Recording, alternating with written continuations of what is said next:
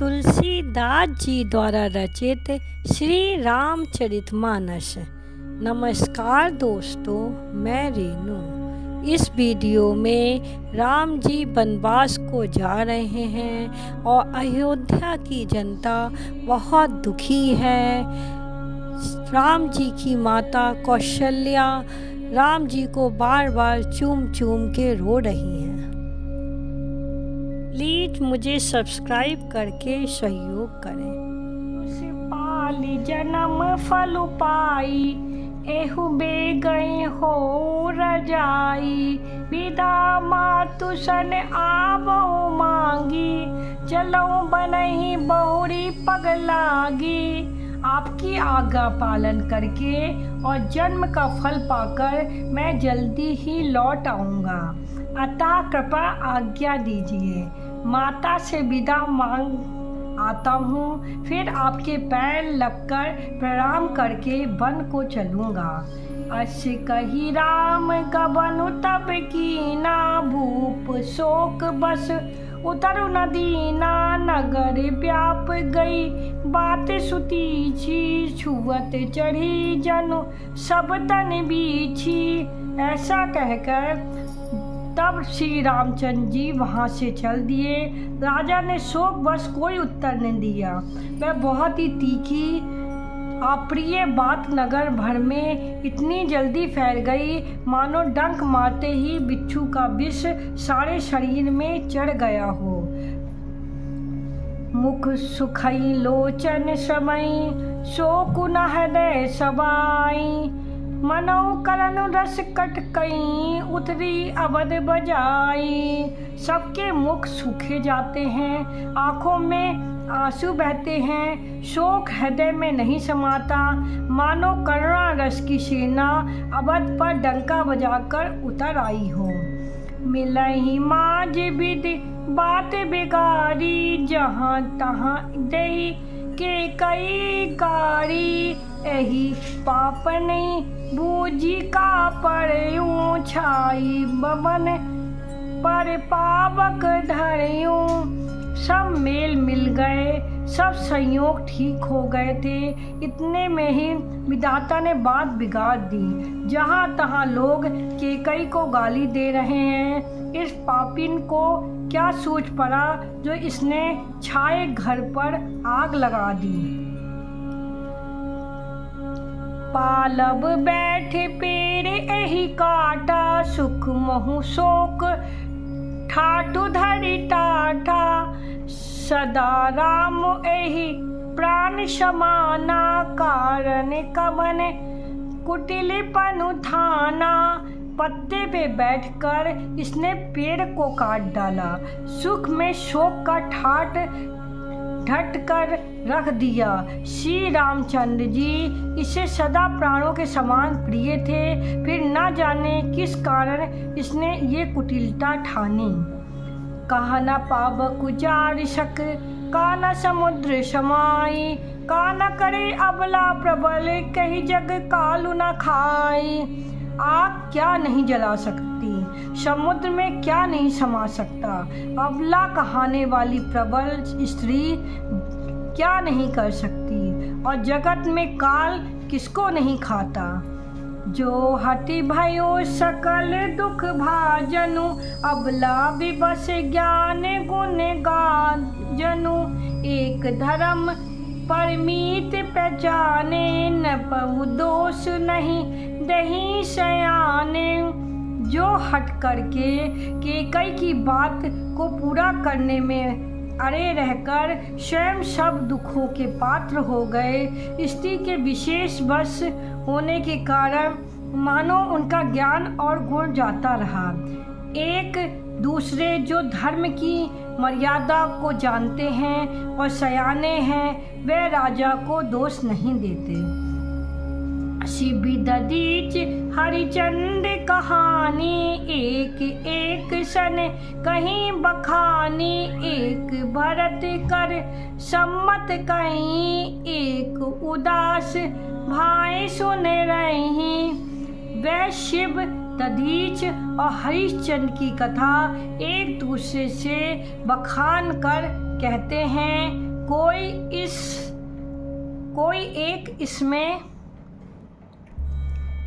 भरत जी की सम्मति बताते हैं, कोई एक सुनकर उदासीन भाव से रह जाते हैं, कुछ बोलते नहीं।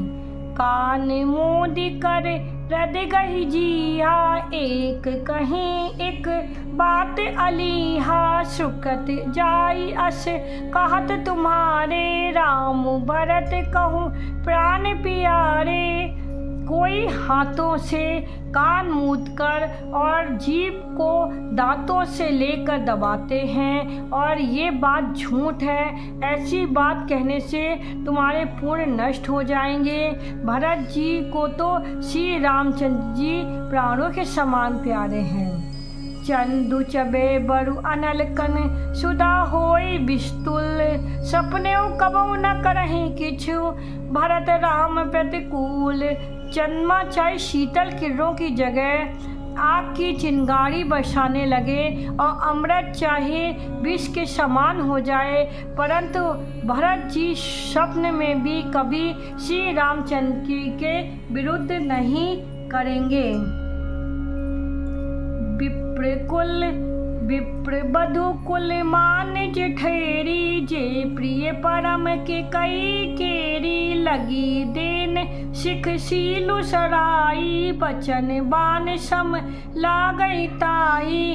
ब्राह्मणों की स्त्रियां कुल की माननी बड़ी बूढ़ी और केकई की परम प्रिय थीं। वे उसके शील की सराहना करके उसे सीख देने लगीं, पर उसको उनके वचन बाण के समान लगते हैं। बरुत न मोहि प्रिय राम समाना, सदा कहूँ यहु सब जग जाना, करऊँ राम पर सहज स्नेहु, कहीं अपराध आज बनु देहु।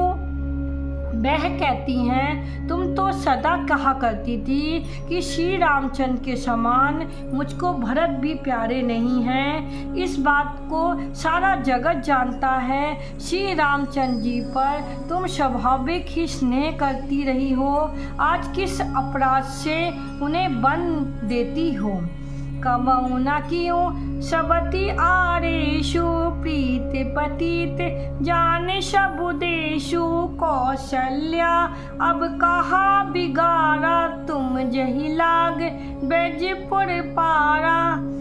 तुमने कभी सौतिया ढहा नहीं किया, सारा देश तुम्हारे प्रेम और विश्वास को जानता है। अब कौशल्या ने तुम्हारा कौन सा बिगाड़ कर दिया है जिसके कारण तुमने सारे नगर पर ब्रज गिरा दिया है। सिय के पिय संगु परणी, लखन की राम रही धाम, राजू के भुजम भरतपुर, नप की जियई बिनु राम। क्या सीता जी अपने पति का साथ छोड़ देंगी? क्या लक्ष्मण जी श्री रामचंद्र के जन्म के बिना घर रहेंगे? क्या भरत जी श्री रामचंद्र जी के बिना अयोध्यापुरी का राज भोग सकेंगे? और क्या श्री रामचंद्र जी के बिना जीवित रह सकेंगे? अर्थात ना सीता जी यहाँ रहेंगी, ना लक्ष्मण जी रहेंगे, ना भरत जी राज करेंगे और ना ही राजा जीवित रहेंगे। सब उजाड़ हो जाएगा। अस विचार उर छारो को, शोक कलंक कोठी जनी हो, भरतहि अवश्य देहु जुबराजू, कानन कहा राम करे काजू। हृदय में ऐसा विचार कर क्रोध छोड़ दो, शोक और कलंक की कोठी मत बनो। भरत को अवश्य युवराज पद दो, पर श्री रामचंद्र जी का वन में क्या काम है? राम सरिस सुत कानन जोगु, कहा कहीं सुन तुम कहो लोगु, उठाऊं बेग सोई करऊं पाई, जही विधि शोक कलंकु नशाई। राम सरीखा पुत्र क्या बन के योग्य है? ये सुनकर लोग क्या कहेंगे? जल्दी उठो और वही उपाय करो जिस उपाय से इस शोक और कलंक का नाश हो। जही बात शोक कलंक जाई, उपाय करि कुल पालहि। हटि फेरु राम ही जात बन, जनि बात दूसरी चालहि। जिम भानु बिनु दिनु प्राण बिनु, तनु चंद बिनु जिम जामनी। तिम अबद तुलसीदास, प्रभु बिन समझ धो जिय भामनी। जिस तरह नगर भर का शोक और तुम्हारा कलंक मिटे, वही उपाय करके कुल की रक्षा कर बन जाते हुए श्री राम जी का हट करके लौटा लो, दूसरी कोई बात ना चला। तुलसीदास जी कहते हैं, जैसे सूर्य के बिना दिन और प्राण के बिना शरीर और चंद्रमा के बिना रात निर्जीव तथा शोभाहीन हो जाती हैं, वैसे ही श्री रामचंद्र जी के बिना अयोध्या हो जाएगी। हे भामनी, तू अपने हृदय में इस बात को समझ विचार कर देख तो सही। सखीन सिखावन दीन सुनते, मधुर परिणाम हित, तेहि कछु कान न कीन, कुटिले प्रबोधि कुबरी। इस प्रकार सखियों ने ऐसी सीख दी जो सुनने में मीठी और परिणाम में हितकारी थी, पर कुटिलता कुबरी की सिखाई पढ़ाई हुई केकई ने इस पर जरा भी कान नहीं दिया। उतर न दे दुसारिस रूखी, मैग नहीं चितब जनुबागन भूखी। व्याधि असाधि जाने तिन त्यागी, चली कहत मति मंदे अभागी। केकई कोई उत्तर नहीं देती, वह दुस्साह क्रोध के मारे रूखी हो रही हैं, ऐसे दिखती हैं मानो भूखी बाघिन हिरनियों को देख रही हो। सब सखियों ने रोग को असाध समझकर उसे छोड़ दिया, सब उसको मंद बुद्धि अभागिन कहती हुई चल दी। राजू करत ये दे बिगोई, कीन से अस जस करई न कोई। एहि विधि बिल पई पुर नर नारी, देहि कुचालई कोटिक गाड़ी। राज करते हुए इसके कई को देव ने नष्ट कर दिया, इसने जैसा कुछ किया वैसा कोई भी ना करेगा। नगर के सब स्त्री पुरुष इस प्रकार विलाप कर रहे हैं और इस कुचाली के कई को करोड़ों लोग गालियां दे रहे हैं। नभ गयंतु रघुबीर मनु, राजू अलान समान। छुट जानी बन गवन सुनी, उर आनंदु अधिकान। श्री रामचंद्र जी का मन नए पकड़े हुए हाथी के समान और राज तिलक उस हाथी के भागने के कांटेदार लोहे की बेड़ी के समान है। बन जाना है ये सुनकर, अपने को बंधन से छूटा जानकर उनके हृदय में आनंद बढ़ गया है। रघुकुल तिलक जोड़ दो हाथा, मुदित मातु पद नायो माता। दीन आशीष लाई उड़लीने, भूषण बसन निछावर कीने। रघुकुल तिलक श्री रामचंद्र जी ने दोनों हाथ जोड़कर आनंद के साथ माता के चरणों में सिर नवाया। माता ने आशीर्वाद दिया, अपने हृदय से लगा लिया और उन पर गहने तथा कपड़े न्यौछावर किए। बारे बारे मुख चुंबती माता, नयन नेह जलु पुलकित गाता। गोदी राखी पुनि हृदय लगाए, शबन प्रेम रस पयद सुहाए। माता बार बार श्री रामचंद्र जी का मुख चूम रही हैं, नेत्रों से प्रेम का जल भर आया है और सब अंग पुलकित हो गए हैं। श्री रामचंद्र को अपनी गोद में बैठाकर वे हृदय से लगा लिया। सुंदर स्तन और प्रेम रस बहने लगे। प्रेम प्रमोद न कछु कहीं जाई, रंक धनत पदवी जनु पाई। सादर सुंदर बदन निहारी, बोली मधुर बचन महतारी।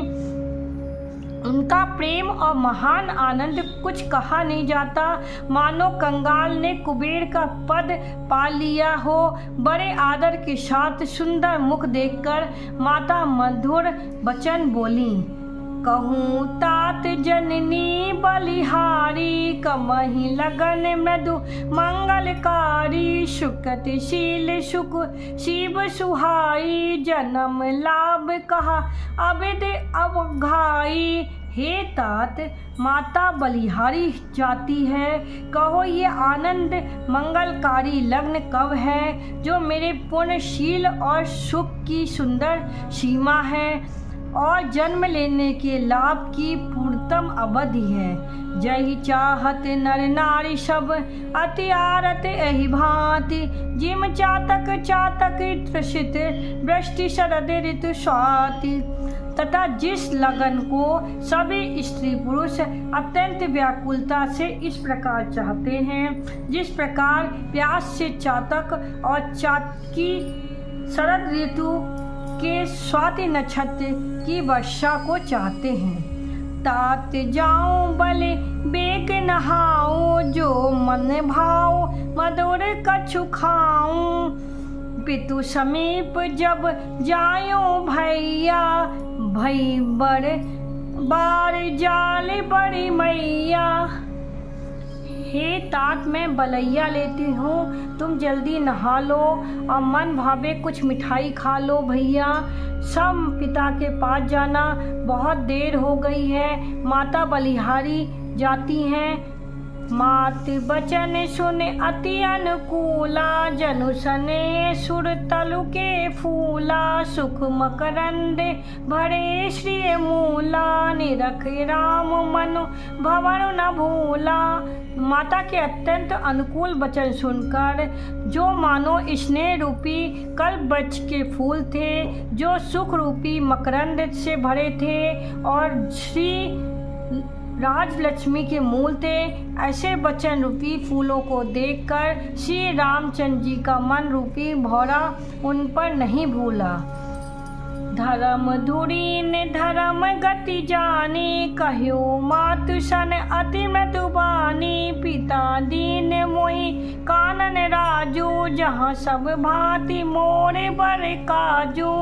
धर्म धुरीन श्री रामचंद्र जी ने धर्म की गति को जानकर माता से अत्यंत कोमल वाणी से कहा, हे माता, पिताजी ने मुझको वन का राज्य दिया है, जहाँ सब प्रकार से मेरा बड़ा काम बनने वाला है।